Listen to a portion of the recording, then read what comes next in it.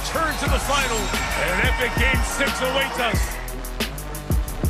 It all goes down tonight. Game 6, it's win or go home for Victor Wembanyama and the San Antonio Spurs. And these are the games that make stars. This is where pressure can make a gem of a game. This series, it's taught us that Wemby, he needs to be that superstar for San Antonio, because you can see right here, in their wins, he's dominated, right? To the tune of 37 points, 16 rebounds a game. But in losses, those numbers have dropped to 22 and 9. He will need to be exceptional to force a Game 7 against the Thunder, who are now just one win away from their second straight finals appearance. And in this era of parity, the last team to do that, remember, it was the Warriors, who made 5 straight between 2015 and 2019. And health has just been such a huge factor in this series. So for more on the health of the Stars in Game 6, we say hello to our senior insider, Shams Charania. Shams, what can you tell us about the likelihood that Jalen Williams is going to be available for this game? Malika, Jalen Williams' status, as it's been ever since he suffered his second hamstring strain to the same hamstring in just under 1 month. It is very much up in the air tonight and moving forward here in this series if it does require a Game 7. He is doing more and more and progressing more and more in his pregame workouts, in his workouts off of team activities, at least for the public. But to have the second strain to the same hamstring just under 1 month just speaks to the severity of what this is and how sensitive and how tricky an injury like this can be. And we know Oklahoma City Thunder as an organization have always been cautious, and especially for a player like J-Dub, who has dealt with multiple different hamstring issues over the course of the season. He's now just 1 week out. This is typically an injury that is measured in weeks, not just days. Yeah, and you have to imagine feeling like they're one win away, having gotten this far without Jalen Williams. There's no A.J. Mitchell in this game as well. If it means getting him a little bit more time, that they can rest him and heal him, if they feel confident, they're going to give him as much time as he can possibly take. Shams, thank you very much for that insight here. This series, it has been back and forth. We've seen nail biters. We have seen excellent games. I mean, what a series this has been. And that is with the SGA struggling a little bit by his standards. Because, yes, he scored 26 a game, including 32 in Game 5. But the double teams have been giving him a little bit of trouble. Again, heavy on the little bit of trouble here. Wemby, meanwhile, he is the first player here to average 25 points, 10 rebounds, 3 blocks a game during a 5-game span of the conference finals since another Spurs great did it, Tim Duncan. That was back in 2023. But really, when you look at his numbers, as we showed early in the show, it's been feast or famine for him, which makes the bench scoring, right, all that more important. The Thunder bench has scored over twice as many points as the Spurs bench in this series. OKC's 51.4 bench points a game. That's on pace to be the most in conference finals history. As we say hello to our senior writer, Brian Windhorst, our do-it-all analyst, Chiney Agumake. It's going down, Brian. We have a Game 6 night. Why did I say that like the fan? It's going down, Brian. No, it's going down. It's going down, Brian. There Less we go. Stewie, a little bit more importance of the game. You did sound like Stewie from Family Guy. It's called a tan, Brian. It's called tan. Let's get back on track to this Game 6. If you're looking at the Oklahoma City Thunder being able to close this out, Mr. Windhorst, what's it going to take? Shea is in hell. Okay, you say he's struggling, and I agree, but he has never had a series where he has been this demanded from on offense. When you look at Stephon Castle in front of him most of the time, with Victor Wembanyama as the backline defense, with help coming from other players with size, he is having to work so hard, and it shows in his stats. We're talking about a player, Malika, who has shot over 50% and scored over 30 points a game for 4 straight years. In this series, he's shooting under 40% and averaging only 26 because this is such a fight. And it's really a joy to watch. I know people out there, some people are counting how many times he falls and whatever.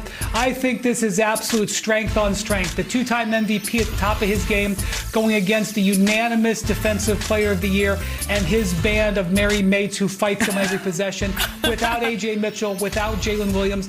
And he's really relying on Cason Wallace and Alex Caruso, right. 2 guys who are not normally primary ball handlers, who've been promoted. Cason Wallace had the most assists he's had in any game in the playoffs last game, in the vital Game 5. And then Alex Caruso had 8 total assists in the first 4 games of the series, had 6 in Game 5 alone because he was trying to create to help Shea out. It is taking a village to beat this powerful Spurs defense. What's interesting, Wendy, is that last year in their path to the NBA Finals and winning a championship, we saw that Shea's going to get to his numbers. He's going to be the MVP. He's going to be the top dog. But J-Dub emerged as a certified number 2 option, averaging over 20 points in that series versus the Indiana Pacers. He won them game 5. Exactly, completely. And different players, that's a perfect segue, have won them games, albeit role players playing like all-stars in the moments that demand it. In game 1, it was Alex Caruso. That was like the game 1. Even though they didn't win, you're still seeing big performances. Finally, the number 2 showed up, right? Chet Holmgren. He's going to be critical. He finally got a double-double, 16 and 11. But it's more than that, because on the road, your supporting cast has to make shots. No better example of this than Chet Holmgren showing up on the road. But also, let me add into the conversation, into the group chat, Alex Caruso. Alex Caruso at home has averaged 23 points per game, shooting 58% from 3. On the road, though, 7.5 points per game. And so there's a drastic difference on how these guys are shooting the ball to provide help for Shea to not feel all of that pressure. And I don't think history in this case maybe is the best indicator of how tonight is going to go. But we did see the Thunder play a couple of 7-game series last season on their way to a championship. They were not good, Brian, in Game 6 against Denver. That was on the road. They were not good in Game 6 against the Indiana Pacers. That was on the road. And the last time that we saw all of these role players that Shanae is talking about back in San Antonio, a lot of them, Alex Caruso chiefly, really struggled in this game, knowing that it's not likely that J-Dub's going to play, knowing that there is no A.J. Mitchell. How can they make an adjustment there? They were not good in Game 4 in this series, the last time they played in San Antonio. Exactly. So I would agree with you. And so, like, they are going to need some energy early on from Chet Holmgren.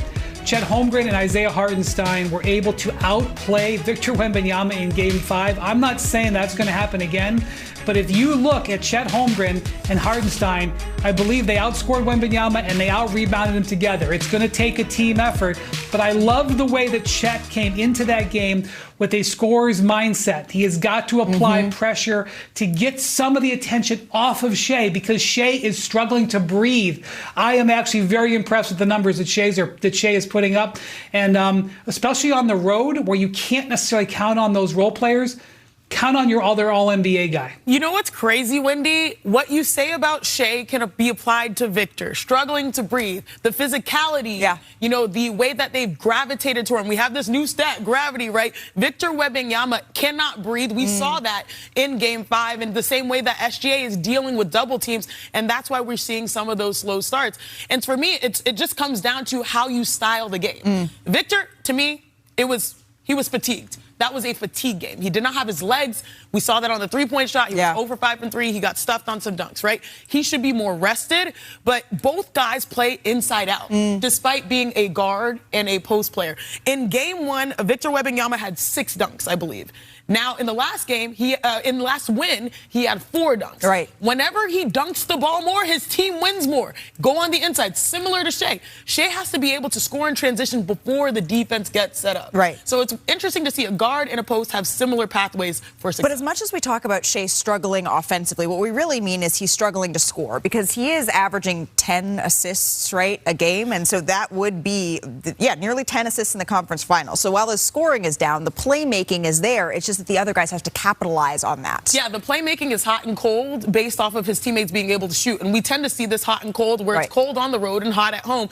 Because what does Perk say? Perk's not on the show, but role players play better at home. He's not lying. He's been saying it for a very long time. That was very good. But that is, was that good? Yeah, that was good. But that is absolutely the truth. And so I think for Shea, again, beating the defense down the floor and attacking there, what's crazy is that Victor is always looming. And sometimes the looming works to Shea's benefit so he can pass. But when it doesn't, that's where he has to look to capitalize. But, like, this is the first time we're seeing Victor Wembanyama in a postseason. Right.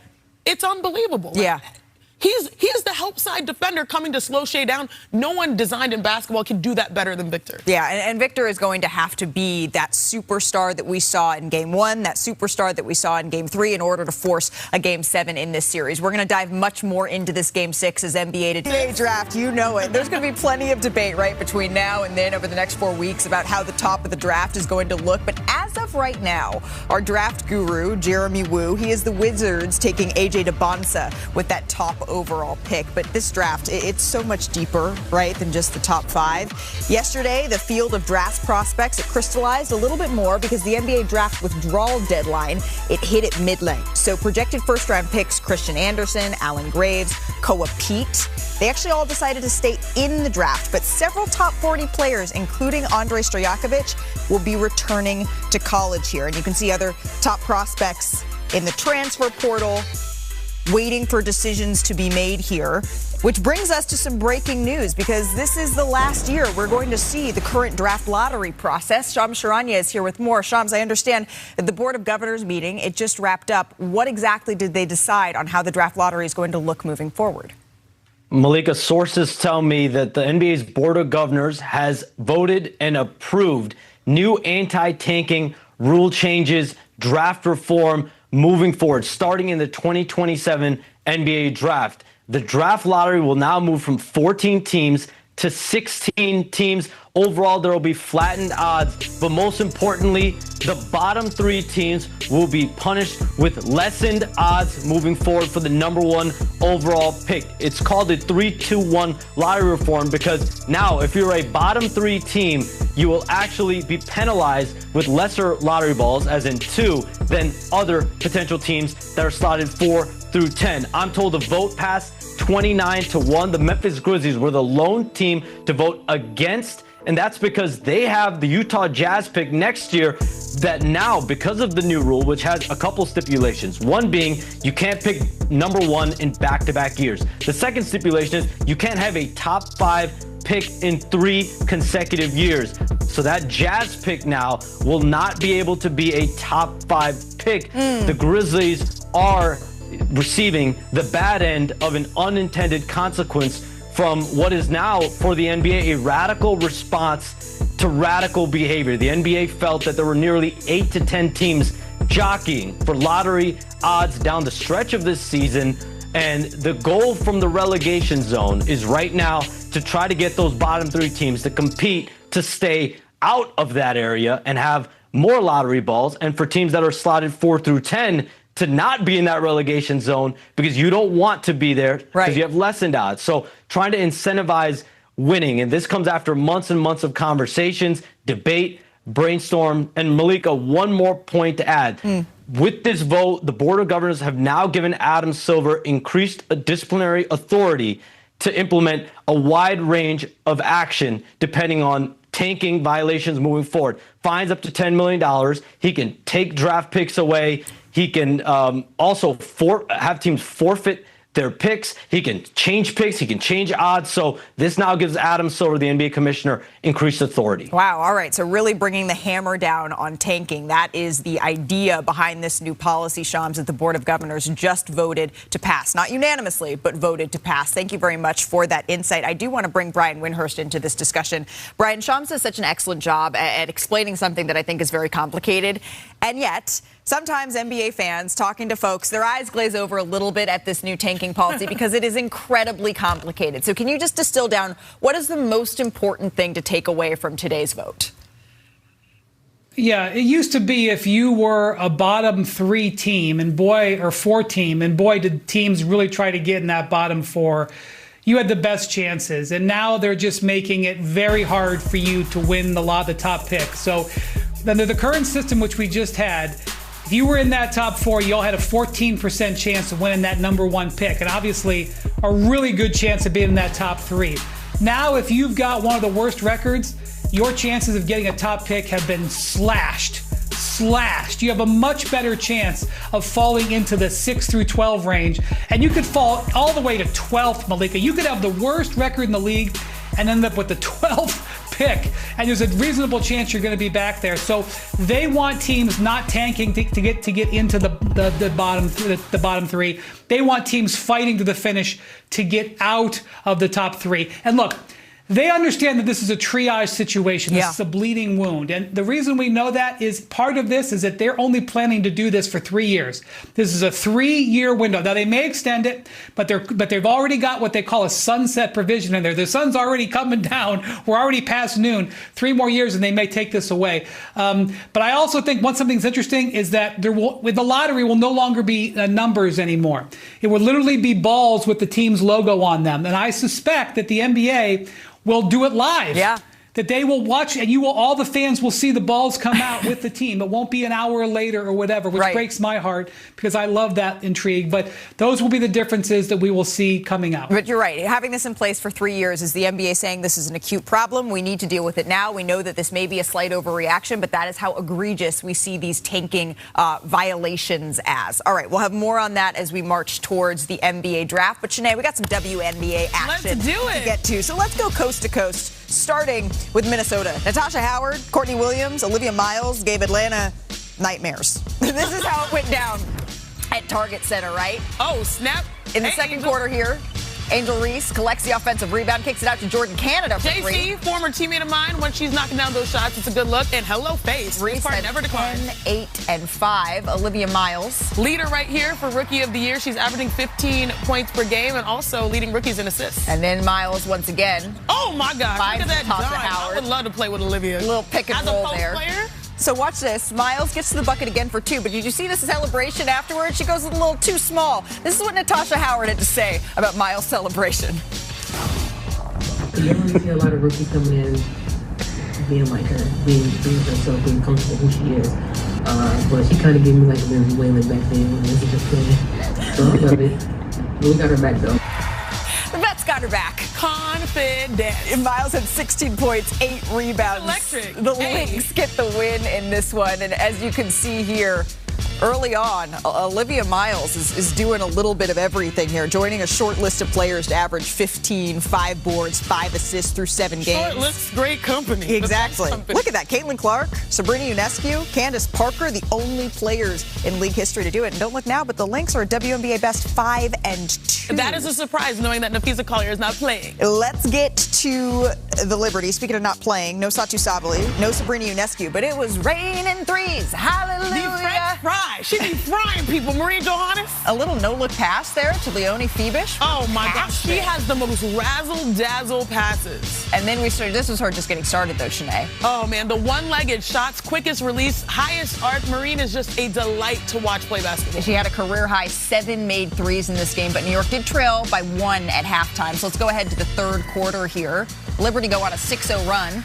There's my girl, JJ. Jean-Claude JJ, inside-out game. Love it. Love to see Rains it. the jumper, so now it's an 8-0 run. Jones again. Why not You take a gotta 3? guard her back. She loves shooting threes. She had 17 points in this one. And then Brianna Stewart. A little jumper. What to say? And one, son. And one, hun. I like that. 11 points for Stewie. And then, now on a 21-0 run, New York went on to win this one 84. They needed it. Sets tonight. And the Thunder are looking to advance to the NBA Finals for the 2nd straight year. So let's just take a look back here. This is going through our scorebook, games 1 through 5. Game 1, remember, it was a huge game for Victor, and it was defined by one big shot.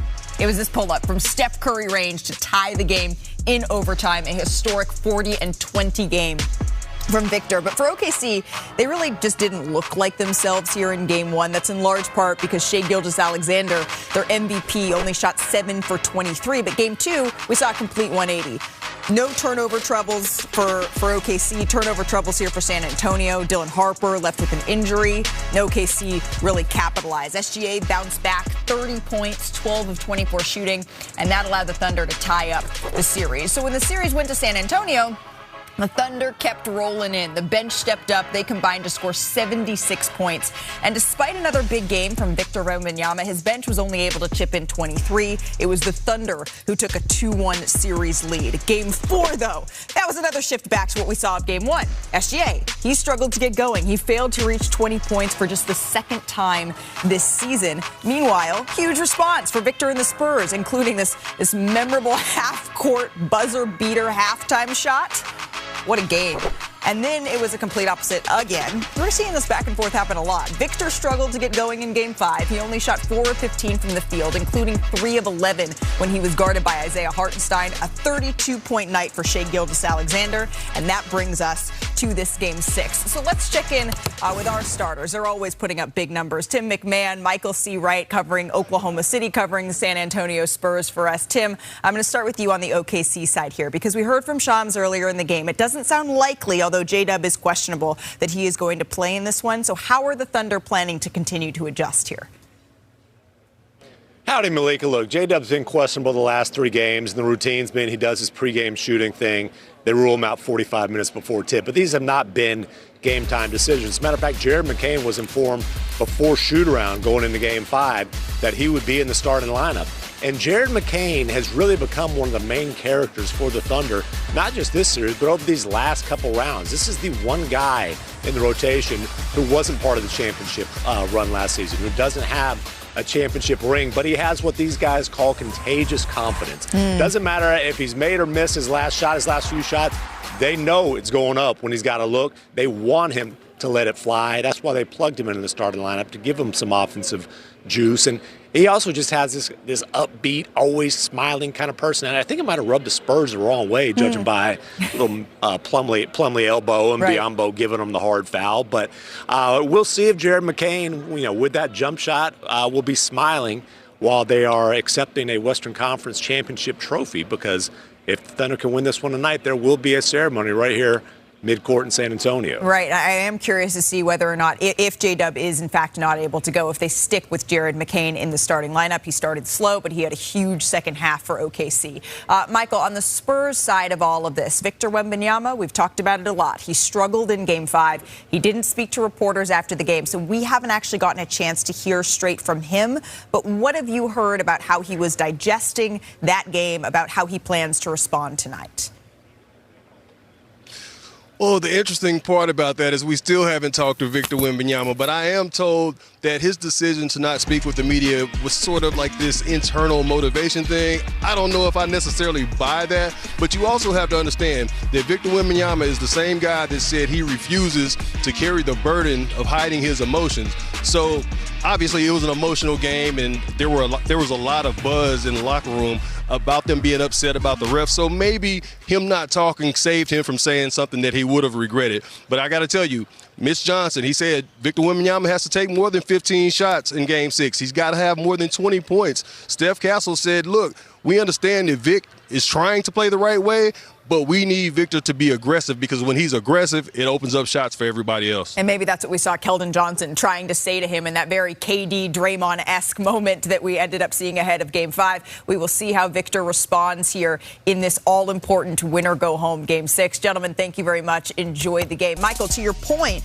Wemby, though, he went for just 20 points, 27% shooting in Game 5. That's after he scored 30 a game on 53% shooting in the first 4 games. In fact, he made at least half his shots in each of his first 4 games before that Game 5 where he had a little bit of a clunker here. But, Janae, there's a big reason why. It's not just Wemby struggling. Someone is doing this to him. Tell us what's going on here. You know what the kids love to say? He understood the assignment.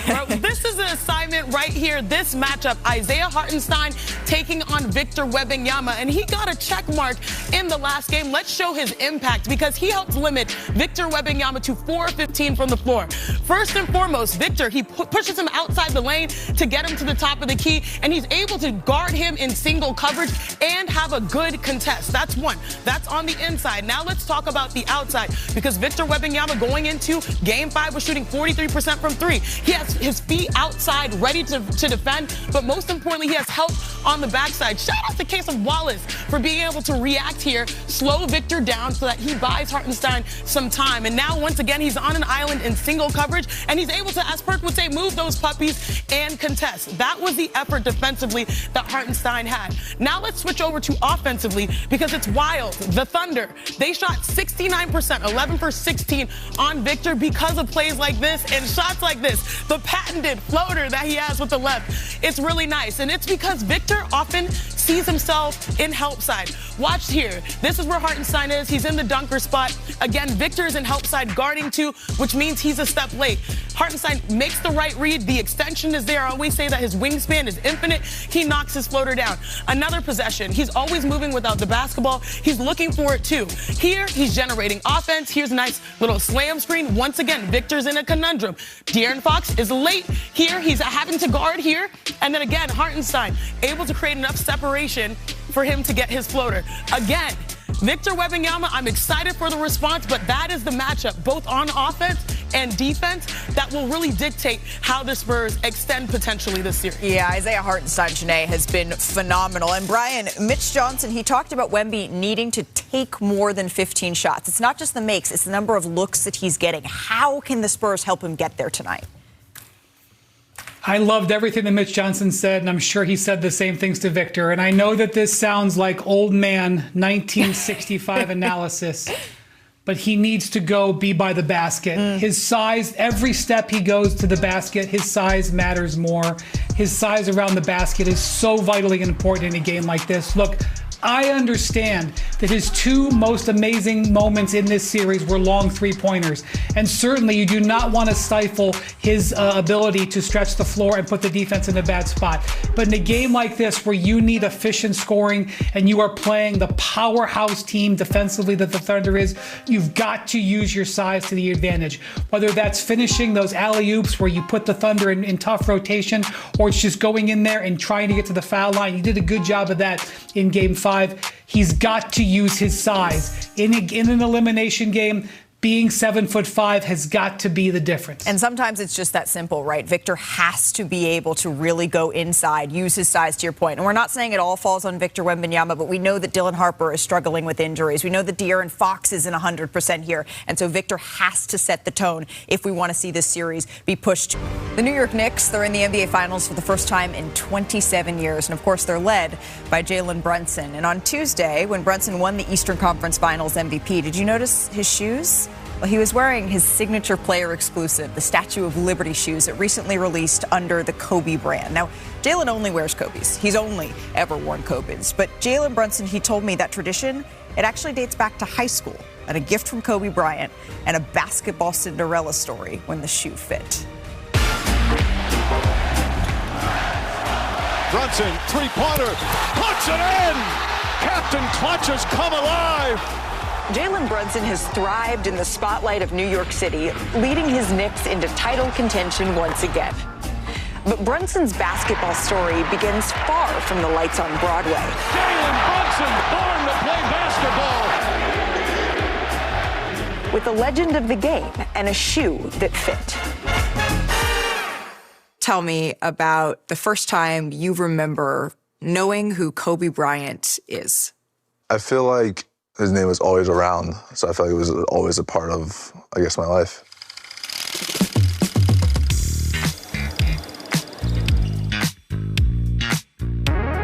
My mom and Kobe's sister Shreya were teammates. They played volleyball together at Temple University. We became roommates, and that's how I got to meet her little brother, who just was always with the basketball, always coming to visit, and wanting to get on the court to play with the college players. He was just Shreya's little brother.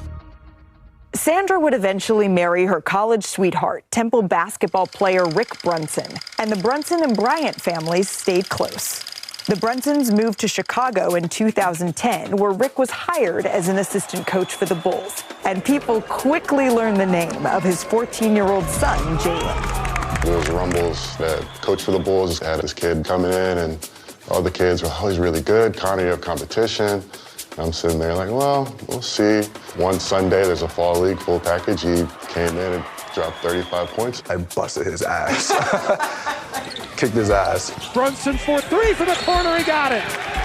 Jalen starred at Stevenson High School in the suburbs of Chicago. His senior year in 2014, Stevenson was competing in a prestigious holiday tournament, but had Christmas Day off. So Jalen and his mother decided to go to the Bulls game. The United Center welcoming another capacity crowd on a 40-degree Christmas night. Kobe Bryant will not play tonight because of overall soreness. The Lakers were playing in Chicago for Christmas, and unfortunately Kobe did not play.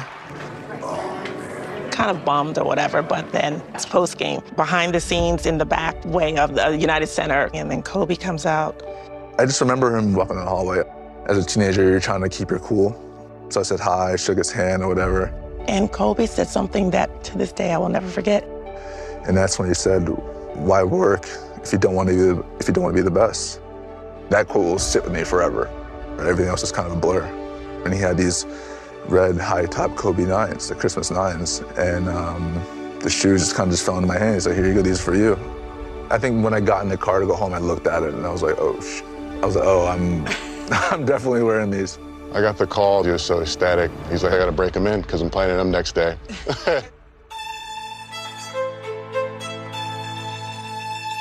That next day was the semifinals of the Proviso West Holiday Tournament. The Stevenson Patriots, what a season it has been. We had a team rule, we weren't really supposed to wear non-team colored shoes. We were green and gold. I was like, I'm wearing these red shoes. Like, there's nothing that's going to stop me.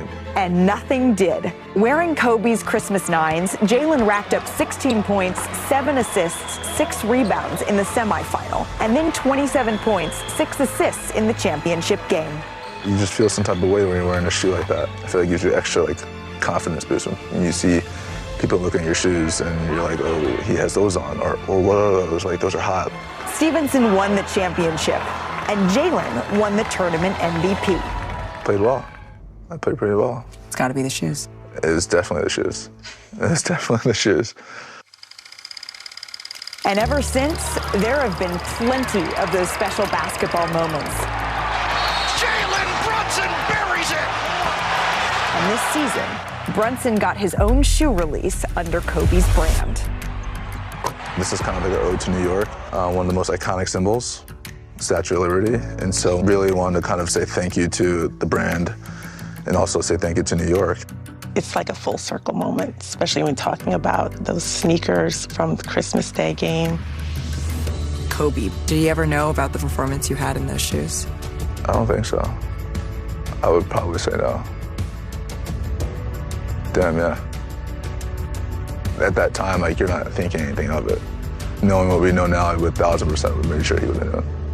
Yeah.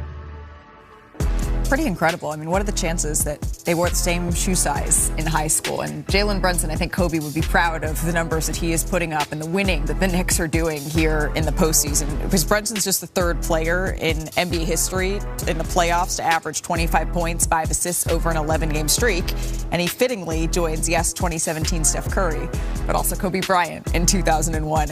And Brunson, he spoke today on what he's focused on with all this time off between now and the NBA Finals.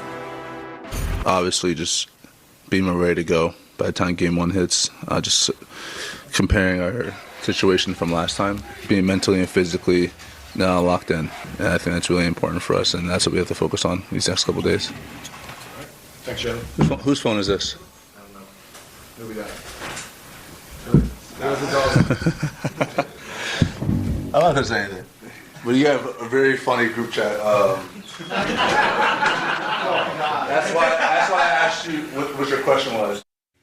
Read them. Tell us what's in the group chat. Just kidding. Jalen Brunson's a real one, and we got a real one joining us now, Monica McNutt. Monica, thank you so much for the time. There is no one who knows these New York Knicks better than you, and we know that New York has quite some time off here between now and the NBA Finals. And Jalen Brunson, Karl Anthony Towns, they both talked about how focused they want to be here. What's Jalen Brunson, his impact in particular, been on this group? Man, first of all, Malika, that was great reporting on your part on the sneakers. This team is not here without Jalen Brunson. He is the cornerstone of what the Knicks have been able to build about bringing them back to the NBA Finals. He is the guy who is best equipped to shapeshift in terms of what this team needs. You know, in previous seasons, the last 2, he was far more ball dominant. This year, he's off the ball a bit more. In particular, highlighted in this postseason run. But when things got tight in that Eastern Conference Game 1, it sure did shift to the old offense out of necessity. And Jalen Brunson was the delightful closer that he has come to be loved by New York. Yeah, absolutely. But if Jalen Brunson is the cornerstone, as you put it, then Karl Anthony Towns has to be the bedrock, right, of this team. Yeah. He's become so important to this group. I know you mentioned going back to the old offense, which of course is centered around Jalen Brunson, but Karl Anthony Towns unlocked so much for this group. How has he been the difference maker? Well, his ability, Malika, earlier this season, he really talked about wanting to be more involved. He and Mike Brown had to have a little bit of a meeting of the minds, which I think is totally healthy. And being involved was not about scoring. It was about being involved. And we saw him put up fantastic numbers in terms of his assist marks, his rebounding this year, being one of the league leaders in double-doubles. But in this postseason in particular, he has just added a level of efficiency and aggressiveness that is impressive. And for him, staying out of foul trouble is so important to his ability to be a monster contributor in terms of what the Knicks do. And if it is Oklahoma City that they are facing in the postseason, that is going to become all the more important here for Karl Anthony Towns. Monica, there's no one better. Thank you so much for stopping by NBA Today. We're going to be seeing a whole lot of you in New York City very, very soon here. As for their next opponent, though, I said maybe it could be Oklahoma City. It could, right? The Knicks did win 2 out of the 3 against the Spurs, though, in the regular season. That includes the in-season tournament. Less luck against Oklahoma City, however. Their offense just sputtered, and that's what Monica is talking about, that important